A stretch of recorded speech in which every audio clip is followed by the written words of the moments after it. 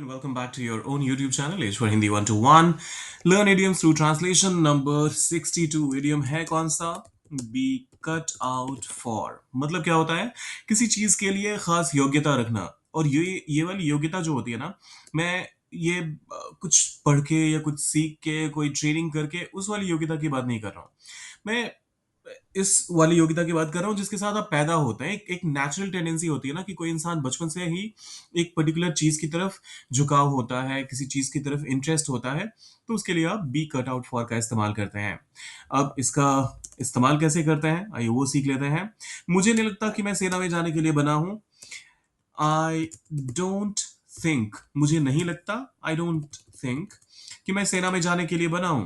तो इसके लिए मैं कहूंगा I don't think I am cut out for army. Simple. I don't think I am cut out for army.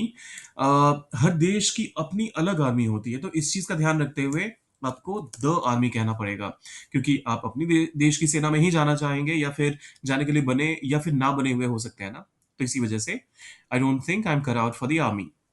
यहां पर ये ध्यान दीजिएगा कि दैट का इस्तेमाल अगर आप करते हैं, आई don't think that I am cut out for the army, तो भी सही है, नहीं करते हैं तब भी चलेगा। ये पूरी तरह से आपके चॉइस, आपका जो एक सर्टन वे होता है ना किसी चीज को कहने का, उस पर डिपेंड करता है। अगर आपको दैट अच्छा लगता है तो करिए इस्तेमाल, नहीं लगता है मत करिए। वो बचपन से ही शिक्षक बनने के लिए बनी है। She is cut out. बचपन से ही एक एक होता है ना, मतलब मुझे बड़ा होकर तो टीचर ही बनना है। So she is cut out to be a teacher बचपन से ही, since childhood. She is cut out to be a teacher since childhood. तुम्हें देखकर लगता है कि तुम अभिनय के लिए ही बने हो।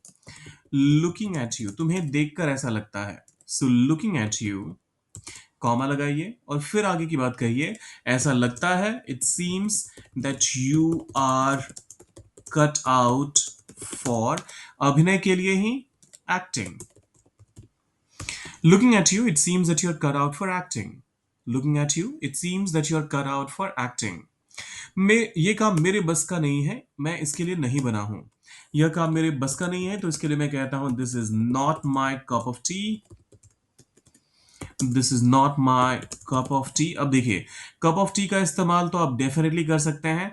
आप ये भी कर सकते हैं, ये भी कह सकते हैं this job isn't for me, this job isn't for me, इतना ये भी चलेगा। लेकिन this is not my cup of tea, this job is not my cup of T, वो भी चलेगा। वो ज्यादा एडवांस्ड वर्जन हो जाता है इसी का।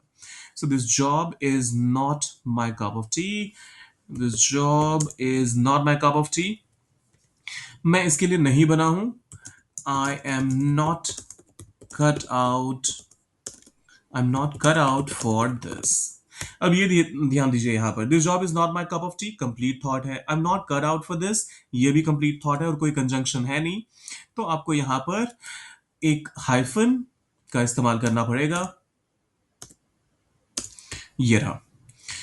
अब जाकर इस सेंटेंस में एक सेंस आया, क्योंकि पहले बिना हाइफन के ये क्लियर थॉट नहीं आ रहा था कि आप जब दो अलग अलग इंडिपेंडेंट क्लॉजेस को इंट्रोड्यूस तो कर रहे हैं, यूज तो कर रहे हैं, लेकिन उसके बीच में कोई कंजंक्शन नहीं है, तो वो सेंस नहीं बनाता। आप चाहे तो इसको अवॉइड करके, इसको हटाकर सेमी कोलन का भी इस्तेमाल कर सकते हैं, वो भी अप्रोप्रिएट कंसिडर किया जाएगा। वह राजनीति के लिए उपयुक्त नहीं है, उसे इससे दूर रहना चाहिए। अब इसको कैसे ट्रांसलेट करेंगे, सोचिए जरा। दूर रहने के लिए आप स्टे अवे का इस्तेमाल कर लीजिएगा। मैं यहां पर मेंशन कर देता हूं स्टे अवे। और बाकी का पूरा सेंटेंस आपको ट्रांसलेट करना है, डालना है कमेंट सेक्शन में। जाने से पहले सब्सक्राइब, लाइक और शेयर वो तो करना ही है, करके जाइएगा। मिलते हैं जल्दी।